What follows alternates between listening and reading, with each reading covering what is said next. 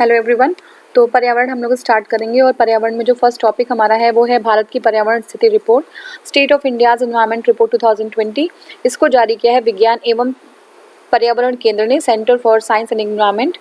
और देखिए इसकी मुख्य बातें क्या है, इसमें देख लेते हैं। 19 मौसम से संबंधित घटनाएं जो हुई हैं, ठीक है, उसमें जो है 13.57% लोगों की 57 लाख लोगों की मृत्यु हुई है। ठीक है, 2019 में जो 50 लाख से अधिक लोग जो है आंतरिक रूप से विस्थापित हुए हैं। तो देखिए विस्थापन दो तरीके का होता है, एक इंटरनल, एक जो इंटरनेशनल माइग्रेशन। ठीक है, तो इंटरनेशनल में one country to another country लोग माइग्रेट करते हैं। इंटरनली क्या होता है कि एक स्टेट से दूसरे स्टेट लोग जो है विस्थापित होते हैं। तो हमारे भारत में आंतरिक विस्थापन हुआ है 50 लाख लोगों का। ठीक है, नेक्स्ट हमारा है कि साउथ वेस्ट मानसून जो है दक्षिणी पश्चिमी मानसून की वजह से जो फ्लडिंग हुई, जो बाढ़ हुई, उसकी वजह से 26 लाख लोग विस्थापित हो गए हैं। ठीक है, अब देखिए इसकी जो रिपोर्ट है 2018 में 115 थी और 2019 में 114 हो गई। तो रिपोर्ट याद रखिएगा, 119 में 2019 में 114 है। ठीक है ना, रैंकिंग 114 हो गई है और 2018 में 115 थी। अब नेक्स्ट हमारा है ओफियोरोडाइसेप्स सिनेसिस। ठीक है, ओफियोरोडाइसेप्स सिनेसिस। ठीक है, ये क्या है? देखिए ये जो है हिमालयन व्याघ्र के रूप में इसको जाना जाता है। ये अंतर्राष्ट्रीय संरक्षण संघ, international union for conservation of nature, IUCN की क्या है, संकटग्रस्त प्रजाति है, जिसको लाल सूची में रखा गया है। ठीक है, रेड लिस्ट में जो है वो संकटग्रस्त होती है और यह विश्व की सबसे महंगी फंगस है। ठीक है, ये एक तरह का फंगस है जो वर्ल्ड में सबसे ज्यादा महंगा फंगस है ये। इस कवक को उत्तराखंड के केडा जैदी, क्या केडा जैदी के रूप में जाना जाता है। क्या नाम है इसका? केडा जैदी। कहाँ पे? उत्तराखंड में। ठीक है, तो ये याद रखिएगा। इसकी आकृति इल्ली इल्ली मतलब क्या होता है? कैटरपिलर। देखा होगा ना, कैटरपिलर लोग अपने घर में बच्चे खेलते हैं या कार वगैरह में रखते, पीछे ढेर सारे ऐसे ऐसे निकले होते हैं उसमें कैटरपिलर्स में। ठीक है, तो ये कैटरपिलर की तरह जो है ये जो है इसका आकार होता है। यह हिमालय और तिब्बती पठार के लिए स्थानिक और भूटान और चीन और नेपाल और भारत में पाई जाती है। कहाँ कहाँ पे? हिमालय मतलब ये हाइट पे पाई जाती है, ऊंचाई पे पाई जाती है। ठीक है, चीन, भूटान, नेपाल, भारत में पाई जाती है। हिमालय और तिब्बती पठार में होती है। भारत में ये मुख्य रूप से उत्तराखंड के पिथौरागढ़ में, ठीक है, पिथौरागढ़ और चमोली जैसे जिलों के में पाई जाती है। तो आप उत्तराखंड के पिथौरागढ़ में एक और डिस्प्यूट हुआ था, कौन सी कंट्री के बीच हुआ था, ये आप बता सकते हैं। ठीक है, नेक्स्ट हमारा है टाइगर ऑर्किड। क्या है टाइगर ऑर्किड? देख लेते हैं। देखिए टाइगर ऑर्किड का वैज्ञानिक नाम क्या है? ग्रामाटोफाइलम। ठीक है, स्पेसिओसम। ठीक है, स्पेसिओसम क्या है? ग्रामाटोफाइलम स्पेसिओसम। तो ये जो है आपका टाइगर ऑर्किड का नाम है। ये क्या है? साइंटिफिक नेम है। इसका फूल बाघ की त्वचा से मिलते जुलते हैं। क्या है? इसका फूल जो है वो, इसीलिए इसको टाइगर ऑर्किड कहते हैं। इसका फूल जो है बाघ की त्वचा से मिलते हैं, काफी बड़े और चमकीले होते हैं ये। ठीक है, इसीलिए इन्हें टाइगर ऑर्किड कहा गया। और ये वर्ष भर में 2 बार खिलते हैं। ठीक है, तो बहुत यूनिक जो है इवेंट है, ये वर्ष भर में 2 ही बार खिलते हैं। और देखिए ये जो है अधिपादपीय, ठीक है, एपिफिटिक। ठीक है, ये पौधे भारत की मूल प्रजाति नहीं है। तो पहली बात है कि मूल प्रजाति नहीं है, जो टाइगर ऑर्किड है वो मूल प्रजाति नहीं है, बल्कि ये दक्षिण पूर्व एशिया की समस्थानिक प्रजाति है। ठीक है, साउथ ईस्ट एशिया की है, साउथ एशिया की नहीं है ये। टाइगर ऑर्किड अपने विशाल आकार के कारण Guinness book of world records में दर्ज है। ठीक है, तो इंपॉर्टेंट है टाइगर ऑर्किड। और अपने प्राकृतिक आवास में परिपक्व पौधे का वजन 2 टन तक हो सकता है। सोचिए 2 टन का पौधा, अगर पौधा परिपक्व है तो 2 टन तक का हो सकता है। हाँ, अब नेक्स्ट हमारा ग्राउंड ऑर्किड। ठीक है, टाइगर ऑर्किड हमने देख लिया। ग्राउंड ऑर्किड देखते हैं। दुधवा टाइगर रिजर्व में वन विशेषज्ञों द्वारा एक दुर्लभ ग्राउंड ऑर्किड प्रजाति, और इसका नाम है यूलोफिया ओब्टुसा। क्या नाम है? यूलोफिया ओब्टुसा। ठीक है, यूलोफिया ओब्टुसा। इस 118 साल बाद पुनः इसकी खोज की गई है। कितने साल बाद? 118 साल बाद। इंग्लैंड में केव हर्बेरियम, ठीक है, केव हर्बेरियम है वहाँ पे, उसमें प्रलेखित रिकॉर्ड के अनुसार भारत में इस प्रजाति को आखिरी बार 1902 में पीलीभीत में देखा गया था। यह प्रजाति IUCN की रेड लिस्ट में है। तो देखिए वो भी रेड लिस्ट में थी और ये भी रेड लिस्ट में है। और ये गंभीर रूप से संकटग्रस्त है, क्रिटिकली इंडेंजर्ड श्रेणी में है। साइट ने इस प्रजाति को एक दुर्लभ प्रजाति के रूप में शामिल किया। ठीक है, तो ये जो है रेड लिस्ट में है और क्रिटिकली इंडेंजर्ड है। इंपॉर्टेंट है, याद रखिएगा, ये सब एग्जाम में बहुत आता है। क्रिटिकली इंडेंजर्ड है ये, और ऐसे टियर 2 में सूची में रखा गया और इसका व्यापार निषिद्ध है, इसका व्यापार नहीं हो सकता। तो ऐसे जो इंडेंजर्ड होते हैं उनका व्यापार होता भी नहीं है। ठीक है, अब देखिए मछली पकड़ने वाली बिल्लियां, फिशिंग कैट्स चर्चा में क्यों है? देखिए उड़ीसा सरकार ने भीतरकनिका, ठीक है, उड़ीसा सरकार ने भीतरकनिका जो राष्ट्रीय उद्यान है उसमें 2 वर्षों के लिए मछली पकड़ने वाली बिल्लियों के लिए संरक्षण परियोजना शुरू की है। ठीक है, अब इसमें क्या है? मछली पकड़ने वाली जो बिल्लियां हैं वो रात्रिचर होती है, नॉक्टर्नल होती है। ठीक है, क्या होती है? रात्रिचर होती है, जिसका मतलब होता है नॉक्टर्नल, मतलब जो है रात में जो है जगने वाली। यह पश्चिम बंगाल का राज्य पशु है। क्या है? ये पश्चिम बंगाल का राज्य पशु है, फिशिंग कैट्स। ठीक है, पर्यायवास कहाँ पे ये निवास करती है? तो देखिए भारत में गंगा और ब्रह्मपुत्र वैली जो है उनकी घाटियों में और पश्चिम घाटों में, ठीक है, पश्चिमी घाट में कहाँ पे ये जो है हिमालय और उसकी तलहटी में और सुंदरबन के मैंग्रोव्स में मछली पकड़ने वाली बिल्लियां मेनली पाई जाती हैं। ठीक है, स्थिति इनकी क्या है? IUCN में इनकी वल्नरेबल है, असुरक्षित है। ठीक है, असुरक्षित है और असुरक्षित में सूचीबद्ध है। और साइट्स में यहाँ पे ये कहाँ है? जो है सेकेंड लिस्ट में है साइट के। ठीक है, सेकेंड जो है लिस्ट में है। अब भारतीय वन संरक्षण अधिनियम 1972 में अनुसूची 1 में है। ठीक है, अनुसूची 1 में सूचीबद्ध है, तो याद रखिएगा। IUCN की लाल जो है उसमें है, लाल सूची में है, यानी कि रेड लिस्ट में है, वनरेबल में है, और साइट्स में सेकंड में है, और जो हमारा भारतीय वन्यजीव संरक्षण अधिनियम 1972 है उसमें अनुसूची 1 में है। ठीक है, अब हमारा नेक्स्ट है गाइनान्ड्रोमार्फ्स। ठीक है, क्या है? गाइनान्ड्रोमार्फ्स। ये क्या है? नर और मादा ऊतकों वाला जीव है। ठीक है, क्या है? नर और मादा ऊतकों वाला जीव है यह है, तथा इन्हें वैज्ञानिक समुदाय द्वारा आनुवंशिक विपथन के रूप में देखा जा रहा है। ठीक है, नर और मादा जीवों के अनेक ऊतकों के वितरण के कारण विषमता पाई गई है, लेकिन इसकी किसी एक जीव में दोनों विशेषताएं एक साथ पाया जाना गाइनेंड्रोमार्फी कहलाता है। गाइनेंड्रोमार्फी क्या है? ये बायोलॉजिकल एक टर्म है गाइनेंड्रोमार्फी। उसमें जो है मेल और फीमेल, ठीक है, दोनों की विशेषताएं किसी एक ही जीव में पाया जाना गाइनेंड्रोमार्फी होता है। ठीक है, अब क्या है? यह क्रस्टेशिया और एरिक्निडा। ठीक है, कौन सा? क्रस्टेशियन और एरिक्निडा। ये जो है यहाँ से जो है, हाँ, अब देखिए चर्चा का कारण क्या है? Just a second please.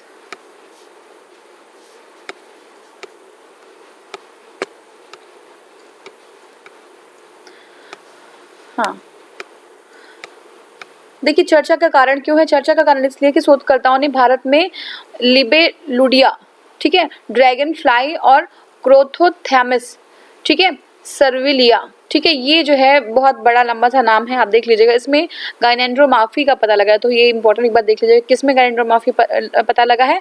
लिबेलुलिड, ठीक है, लिबेलुलिड, ड्रैगन फ्लाई, क्रोकोथैमस, सर्विलिया, ठीक है, लिबेलुलिड, ड्रैगन फ्लाई, क्रोकोथैमस, सर्विलिया, इसमें गाइनेंड्रोमार्फी जो है इन्होंने पता लगाया है। मतलब मेल और फीमेल एक ही जीव में, मेल और फीमेल जैसा कैरेक्टर एक ही जो है सिंगल जीव में, तो ये है गाइनेंड्रोमार्फी। ठीक है, नेक्स्ट हमारे सूक्ष्म जीवों को में मिला माइक्रोप्लास्टिक, हमने देख लिया था। तो देखिए पृथ्वी के सुदूर जो है इलाकों में, जो बहुत जो है हमारे बिल्कुल जो है बहुत दूर हैं, जहाँ पे ह्यूमन बीइंग सेटल नहीं कर पा रहे हैं, वहाँ पे भी अंटार्कटिका में, कहाँ पे? अंटार्कटिका में जो है खाद्य प्रणाली में, उनके फूड चेन में जो है माइक्रोप्लास्टिक जो है मिला है। ठीक है, इकोसिस्टम के बदलाव का यह पहला मामला है जिसमें जो है वैज्ञानिकों की पहली बार अंटार्कटिका की मिट्टी में पाए जाने वाले सूक्ष्म जीवों में के आमाशय में जो है माइक्रोप्लास्टिक मिले हैं। ठीक है, ये क्या है? बायोलॉजी जर्नल लेटर्स में ये प्रकाशित किया गया है। यहाँ धरती पर मौजूद खाद्य श्रृंखला में प्लास्टिक पहुंचने की ध्रुवीय इकोसिस्टम पर बहुत ही ज़्यादा दबाव पड़ जाएगा। ठीक है, ध्रुवीय इकोसिस्टम पे बहुत ज़्यादा दबाव पड़ जाएगा, जिसके कारण मानव जो है दखल और जलवायु परिवर्तन से उत्पन्न परेशानियां झेल रहा है ऑलरेडी। ठीक है, अब इटली की सियना विश्वविद्यालय के अध्ययन दल ने नेतृत्व किया है इसका, और इस दल ने वैज्ञानिकों ने इलाके में किंग जॉर्ज टापू से लाए गए, कहाँ से? किंग जॉर्ज टापू से लाए गए कृत्रिम फोम के टुकड़े की जांच की, जो लंबे समय से वहाँ पड़े रहने के कारण लाइकेन जैसे समुद्री जीवों से लिपटा हुआ था। ठीक है, तो उसमें लाइकेन्स थे, और उसने लाइकेन्स में उन्होंने अंदर देखा तो उन्होंने देखा कि माइक्रोप्लास्टिक्स मिले हुए। माइक्रोप्लास्टिक्स कैसे बनते हैं? जैसे मान लीजिए कि ह्यूमन बीइंग गया वहाँ पे, तो फिर वो तो गंदगी छोड़ के आते ही हैं, तो वो क्या होता है, या तो फिर ओशन के उथल पुथल से जो है वो ब्रेक हो जाता है, या फिर जो है अल्ट्रावाइट जो यूवी रेज होती है, अल्ट्रावाइलेट रेज होती है, वो जो है माइक्रोप्लास्टिक को छोटे छोटे पार्ट्स में डिवाइड कर देते हैं, जिसको माइक्रोप्लास्टिक कहते हैं। प्लास्टिक को छोटे छोटे पार्ट्स में डिवाइड करते हैं, जिसको माइक्रोप्लास्टिक कहते हैं, और वो जो है इनगल्फ कर जाते हैं, उनके जो है पूरा जो फूड सिस्टम होता है, फूड चेन होता है, उसमें जो है वो चली जाती है। तो ये माइक्रोप्लास्टिक्स है। विश्व वन रिपोर्ट, ठीक है, वर्ल्ड फॉरेस्ट रिपोर्ट, क्या है विश्व वन रिपोर्ट? देखिए संयुक्त राष्ट्र जो है यूएन के फूड और एग्रीकल्चर ऑर्गेनाइजेशन FAO द्वारा लाई गई नवीन ग्लोबल फॉरेस्ट रिसोर्स असेसमेंट, क्या है? नवीनतम ग्लोबल फॉरेस्ट रिसोर्स असेसमेंट 2020 के अकॉर्डिंग 2010 और 20 के दौरान भारत में वन्य क्षेत्र में शीर्ष 10 देशों में तीसरा स्थान हासिल किया है। बहुत ही इंपॉर्टेंट है ये। तो देखिए वर्ल्ड फॉरेस्ट रिपोर्ट आई है, और इसमें यूएन के फूड एंड एग्रीकल्चर ऑर्गेनाइजेशन के द्वारा जो नवीन ग्लोबल फॉरेस्ट रिसोर्स असेसमेंट आया है 2020 का, उसके अकॉर्डिंग 2020-21 के दौरान भारत में वन्य क्षेत्र में शीर्ष 10 देशों में तीसरा स्थान हासिल किया। बहुत ही बड़ी बात है। जो वर्ल्ड के टॉप 10 कंट्रीज हैं उसमें से भारत तीसरे नंबर पे है जिन्होंने जो है एक अच्छा फॉरेस्ट रिकवर किया है। ठीक है, FRA 2020 336 देशों और प्रदेशों में 60 से अधिक वन संबंधित घर के स्थिति और रुझानों का जांच किया है। 19-20 की अवधि में ये हुआ है और भारत में औसतन हर साल 0.38 या फिर 2,66,000 हेक्टेयर वन वृद्धि की सूचना मिली। हर साल जो है अगर अप्रोक्सीमेटली देखें तो 0.38% जो है वन वृद्धि की सूचना मिली है। ठीक है, और प्राकृतिक रूप से पुनर्जीवित वन दर भी 0.38 है। वैश्विक वन दर जो है ये इसका अधिकतम 20% हिस्सा रूस के पास है। ठीक है, अब ये इंपॉर्टेंट है, वैश्विक वन क्षेत्र का अधिकतम हिस्सा, पूरे अगर विश्व में वन क्षेत्र देखें तो सबसे ज्यादा हिस्सा किसके पास है? रूस के पास है। इसके बाद ब्राजील है और फिर कनाडा है, रशिया, ब्राजील एंड कनाडा। ठीक है, तो ये सबसे ज्यादा हिस्सा जो है वन क्षेत्र का इनके पास है, रशिया, ब्राजील एंड कनाडा। ठीक है, तो ये हो गया हमारा।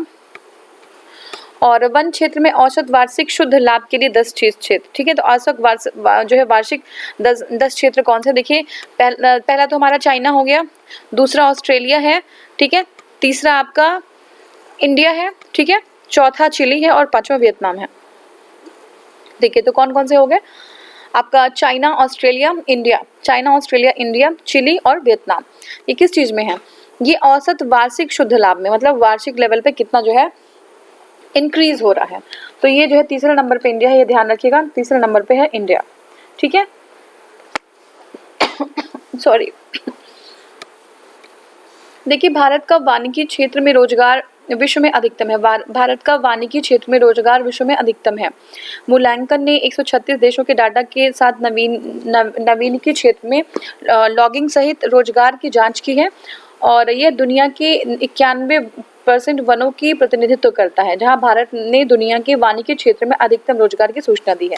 ठीक है, तो भारत में वानिकी क्षेत्र में दुनिया में भारत में बहुत ज़्यादा जो है रोजगार दिया गया है, ये बता रहे हैं ये। तो ये हो गया हमारा। और नेक्स्ट हमारा है Bhagirathi eco sensitive zone. Bhagirathi eco sensitive zone, तो देखिए आभासी मंच पे, यानी कि जो वर्चुअल जो समिट होती है उसके अकॉर्डिंग वर्चुअल प्लेटफॉर्म पे चार धाम सड़क परियोजना की समीक्षा बैठक में केंद्रीय पर्यावरण और जलवायु जो है परिवर्तन जो मंत्रालय है, मंत्री के जो उनके मंत्री है प्रकाश जावड़ेकर जी ने क्या किया है 2020 को, कब 16 जुलाई 2020 को मंत्रालय पर्यावरण वन और जलवायु परिवर्तन द्वारा भागीरथी इको सेंसिटिव जोन को, किसको? भागीरथी इको सेंसिटिव जोन को जोनल मास्टर प्लान की मंजूरी दी। किसकी? जोनल मास्टर प्लान की ZMP की मंजूरी दे दी है। भागीरथी पर्यावरण संवेदनशील क्षेत्र है, देखते हैं इसको। पर्यावरण और वन जलवायु मंत्रालय ने गौमुख से, कहाँ से? गौमुख से उत्तरकाशी तक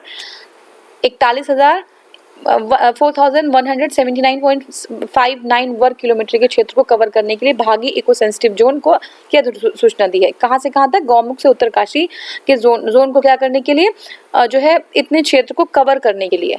ठीक है, ये अधिसूचना दी गई है, इको सेंसिटिव जोन की अधिसूचना है। अब देखिए, अधिसूचना स्थानीय लोगों के लिए आवश्यकताओं को ध्यान में रख के की गई, जैसे उनके अधिकार, ठीक है, उनके अधिकार प्रभावित न जो है उसको जो है उनको अफेक्ट ना किया जाए, ये गवर्नमेंट की जो है पूरी कोशिश रहेगी। और आजीविका सुरक्षा सुनिश्चित की जाए। सड़क परिवहन और राजमार्ग मंत्रालय, उत्तराखंड सरकार और भारतीय सड़क कांग्रेस जो है के परामर्श से, भारतीय सड़क कांग्रेस के परामर्श से 16 अप्रैल 2018 को अधिसूचना में संशोधन किया गया था। अब देखिए ZMP क्या होता है? ZMP का अनुमोदन, ZMP अभी हमने देखा है क्या है ZMP, तो देखिए ये है जोनल मास्टर प्लान। ठीक है, जोनल मास्टर प्लान क्या है कि संरक्षण और पारिस्थितिकी को बढ़ावा देगा ये। ठीक है, ZMP के तहत जो विकास गतिविधियां हैं उनको भी शुरू करेंगे। ठीक है, अनुमोदन से चार धाम परियोजना के निष्पादन को बढ़ावा मिलेगा और यह गंगोत्री, यमुनोत्री, बद्रीनाथ, केदारनाथ को कनेक्टिविटी प्रदान करेगा। याद रखिएगा किसको किसको? गंगोत्री, यमुनोत्री, बद्रीनाथ और केदारनाथ को कनेक्टिविटी प्रोवाइड करेंगे। नेक्स्ट हमारा है मौसम ऐप। ठीक है, वेदर ऐप क्या है? तो 27 जुलाई 2020 को पृथ्वी विज्ञान मंत्रालय के 14वें स्थापना दिवस की घटना पे कितने? पृथ्वी विज्ञान मंत्रालय के 14th स्थापना दिवस की घटना में केंद्रीय विज्ञान मंत्री हर्षवर्धन ने मोबाइल ऐप मौसम लॉन्च किया है। ठीक है, तो ये किसके लिए है? ये किसने लॉन्च किया? पृथ्वी मंत्रालय, ठीक है, पृथ्वी विज्ञान मंत्रालय के 14वें स्थापना दिवस में किसने पृथ्वी जो है विज्ञान मंत्रालय के 14वें स्थापना दिवस पे एक जो है वो लॉन्च किया गया मोबाइल ऐप जिसका नाम है मौसम, ठीक है। तो मौसम क्या है? देखिए ये जो है international crop research institute of semi arid tropics, digital agriculture and youth, और फिर Indian institute of tropical metrology और पुणे और भारत मौसम विज्ञान द्वारा डिज़ाइन किया गया है, ठीक है। तो ये लोगों ने डिज़ाइन किया इसको। अब नेक्स्ट हम देखते हैं। देखिए मौसम जो है वो मोबाइल आधारित एप्लीकेशन है, विभिन्न शहरों और स्थानों के लिए मौसम का पूर्वानुमान लगाने के लिए है, ठीक है।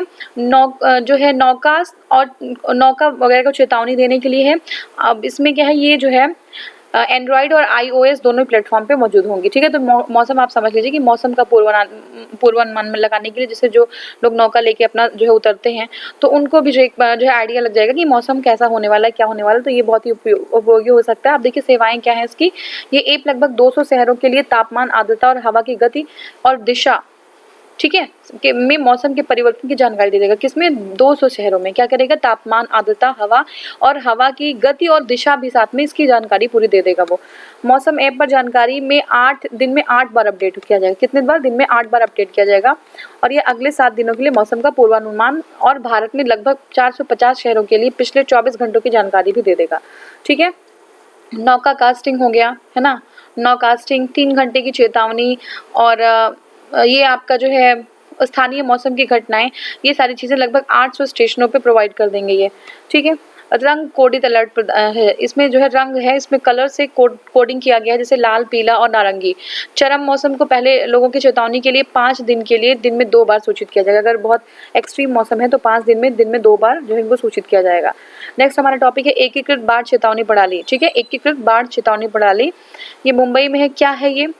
IFLOWS, ठीक है। यह एक एकीकृत बाढ़ चेतावनी प्रणाली है जिसका पृथ्वी विज्ञान मंत्रालय, मिनिस्ट्री ऑफ अर्थ साइंसेज और मुंबई के जो है बृहन मुंबई, ठीक है, Brihan Mumbai municipal corporation BMC, ठीक है, किस संयुक्त पहल है? तो किसकी है ये?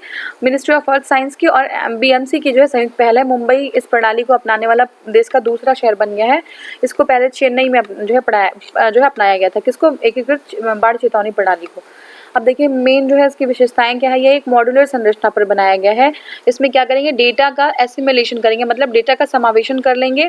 बाढ़, ठीक है, जल प्लावन, भेद्यता मतलब वल्नरेबिलिटी, जोखिम, ठीक है, मॉड्यूल्स ये, और डिसीजन सपोर्ट सिस्टम जैसे मॉड्यूल्स होंगे, ठीक है। अब ये जो है national centre for medium range weather forecasting, ठीक है, और भारतीय मौसम विज्ञान, ठीक है, इंडियन जो है आपका मेट्रोलॉजिकल डिपार्टमेंट से मौसम मॉडल और भारतीय उष्णकटिबंधीय मौसम विज्ञान संरक्षण ग्रेटर मुंबई नगर निगम तथा IMD द्वारा स्थापित वर्षा गेज नेटवर्क स्टेशनों से सुरक्षा, डाटा, भूमि का उपयोग, थीमेटिक लेयर, ये सारी चीज़ें ये करेंगे। आपको बस जानना ये होगा यहाँ पे कि जो ये है इसको मुंबई ने अडॉप्ट किया है सेकेंड टाइम, पहली बार चेन्नई फिर मुंबई, ठीक है। ये बाढ़ से जो है बताएगी बाढ़ की स्थिति को, ठीक है। अब इसमें क्या है देखिए, मौसम मॉडल के इनपुट के आधार पर बरसात को बहते पानी में बदलने के और नदी प्रणाली में प्रवाह इनपुट के लिए हाइड्रोलॉजिकल मॉडल जो है उपयोग किया जाएगा। नेक्स्ट हमारा है सुनामी तैयार मान्यता। कौन? UNESCO IOC सुनामी तैयार मान्यता। देखिए उड़ीसा में आपदा प्रबंधन के लिए एक और उपलब्धि हासिल कर ली है उड़ीसा ने, ठीक है।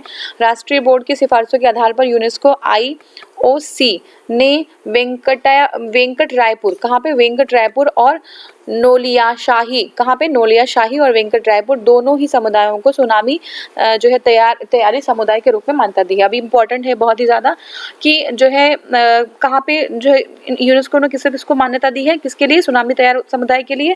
तो ये दिया गया है वेंकट रायपुर और नोलियाशाही को, ठीक है, वेंकट रायपुर और नोलियाशाही को। देखिए सुनामी तैयारी क्या है? सुनामी रेडी क्या है ये? यह एक सामुदायिक प्रदर्शन आधारित कार्यक्रम है। क्या है? एक सामुदायिक प्रदर्शन आधारित कार्यक्रम है। इस कार्यक्रम को यूनेस्को के अंतर सरकारी, ठीक है, यूनेस्को के क्या अंतर सरकारी आपकी अंतर सरकारी समुद्र विज्ञान आयोग इंटर गवर्नमेंटल ओशनोग्राफिक कमीशन द्वारा सार्वजनिक समुदाय नेताओं और राष्ट्रीय और स्थानीय आपातकालीन प्रबंध एजेंसियों के द्वारा सक्रिय सहयोग के माध्यम से सुनामी तैयारी को बढ़ावा, किसके लिए, सुनामी तैयारी को बढ़ावा देने के लिए किया गया है। उद्देश्य क्या है, सुनामी आपातकाल स्थितियों में तटीय समुदाय की तैयारियों में सुधार लाना। ठीक है ना, ये जो कोस्टल एरिया पे जो लोग रहते हैं, सुनामी आने पे सबसे ज्यादा खतरा उन्हीं को होता है, तो उनके जो है प्रिपरेटरी जो है चीजों में उनको हेल्प कर देना। दूसरा क्या है, जीवन और संपत्ति के नुकसान को कम करना। ठीक है, लाइफ की, है ना, और जो संपत्ति का नुकसान है यानी कि प्रॉपर्टी है, तो उसको जो है कम कर देना। सामुदायिक तैयारी में एक संरचनात्मक और व्यवस्थित दृष्टिकोण को सुनिश्चित करना। ठीक है, सामुदायिक तैयारी में एक संरचनात्मक, ऐसा नहीं सब कुछ जो है ऑर्गेनाइज्ड, और जो है ऐसा नहीं है कि सारा कुछ हैप्पीजार्ड वे में कर दिया जाएगा जल्दी जल्दी, तो इसमें एक जो है स्ट्रेटजी के अंतर्गत सारी चीजें सामुदायिक तैयारी को जो है संरचनात्मक रूप से जो है सुनिश्चित किया जाएगा। तो ये हमारा था, और ये क्या था, ये UNSCO सुनामी तैयारी मान्यता, ये किसको दिया गया है, ये जो है वेंकट रायपुर और नोलिया शाही। ठीक है, नोलिया शाही, ये जो है कहाँ के हैं, ये ओडिशा के दो राज्य हैं, और दो जो है जगह हैं जहाँ को इनको सुनामी तैयारी समुदाय के रूप में दिया गया है कि कोस्टल एरियाज के लोग अगर सुनामी आ जाती है तो अपने आप को कैसे जो है सेव कर रख पाए। ठीक है, भारत का पहला लाइकेन पार्क, इंपॉर्टेंट है ये, पहला लाइकेन पार्क उत्तराखंड के पिथौरागढ़ में, कहाँ पे, उत्तराखंड के पिथौरागढ़ में कुमायूं के मनुस्यारी में, कहाँ है, कुमायूं के मनुस्यारी में भारत का पहला कवक पार्क जो है लाइकेन पार्क वो विकसित किया गया है। ठीक है, अब नेक्स्ट हमारा है, देखिए जो लाइकेन है वो हिमालय में 5000 मीटर तक की ऊंचाई पर उगने वाली एक महत्वपूर्ण प्रजातियों में से है। जो लाइकेन है वो हिमालय में 5000 मीटर के पर उगने वाली जो एक महत्वपूर्ण प्रजाति है। प्रदूषण के स्तर को हमें बता सकती है, इसको प्रदूषण इंडिकेटर भी कहते हैं।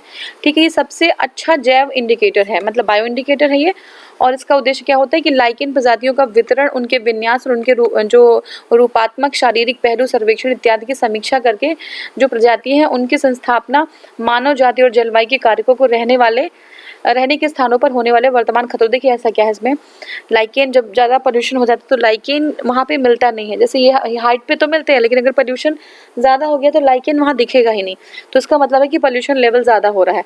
और इन जुरासिक युग के लाइकेन प्रजातियों का इस्तेमाल भोजन, इत्र, रंजक और पारंपरिक दवाओं में किया जाता है। तो ये आप देख लेना, लाइकेन का यूज़ हर जगह, बहुत जगह होता है, चाहे वो जो है डाइज बनाने में हो, है ना, इत्र बनाने में हो, सेंटेड परफ्यूम्स हैं। ठीक है, और भोजन के लिए, है ना, लाइकेन्स का भोजन के लिए भी तो यूज़ करते हैं, तो ये सारी चीज़ें जो है लाइकेन, मेडिसिन के लिए, ठीक है, मेडिसिन के लिए भी करेंगे, तो ये सारी चीज़ें हैं। ड्रोन से टिड्डियों यानी लोकस्ट को नियंत्रित करने वाला भारत बना पहला देश। ठीक है, तो देखिए लोकस्ट का इस बार, टिड्डियों का इस बार जो आक्रमण था आपने देखा था, इनको नियंत्रित करने वाला भारत पहला ऐसा देश बन गया है जो ड्रोन से जो है टिड्डियों को क्या कर रहे हैं, नियंत्रित कर रहे हैं। ठीक है, अब इसमें कौन कौन से है, मेक इन इंडिया की पहल के तहत, किसकी, मेक इन इंडिया की पहल के तहत कृषि और सहकारिता किसान मंत्रालय DACFW कृषि मंत्रालय ने स्थानीय रूप से टिड्डियां जो है को नियंत्रित करने के लिए एक वाहन पर चढ़कर अल्ट्रा लो वॉल्यूम की स्प्रेयर विकसित किया है। ठीक है, स्प्रेयर विकसित किया है। टिड्डियों की एक फसल खराब करने वाली प्रवासी कीट है। टिड्डियां क्या है, एक फसल खराब करने वाली प्रवासी कीट है जो भारत पाकिस्तान सीमा से होते हुए भारत में घुस आई है। अब इसका क्या है, टिड्डे सर्कल कार्यालयों और 12 ड्रोन की कुल 60 ग्राउंड कंट्रोल टीमों के द्वारा उपयोग प्रभावित क्षेत्रों में जो है इनके कार्य को नियंत्रित किया जा रहा है, इनके हमले को नियंत्रित किया जा रहा है। नेक्स्ट हमारा है मगरमच्छ संरक्षण कार्यक्रम। ठीक है, मगरमच्छ संरक्षण कार्यक्रम याद रखिएगा। देखिए ये दुनिया भर में संकटग्रस्त इंडेंजर्ड मगरमच्छों और घड़ियालों की स्थिति को उजागर करने के लिए, जितने भी दुनिया भर में मगरमच्छ जो इंडेंजर्ड हैं और घड़ियाल की स्थिति को उजागर करने के लिए एक वैश्विक जागरूकता अभियान है। भारत में मगरमच्छ की 3 प्रजातियां पाई जाती हैं। ठीक है, कौन कौन सी, एक तो मगर अथवा दलदली मगरमच्छ। ठीक है, मगर अथवा दलदली मगरमच्छ, दूसरा है खारे पानी का मगरमच्छ। ठीक है, और तीसरा हमारा है घड़ियाल।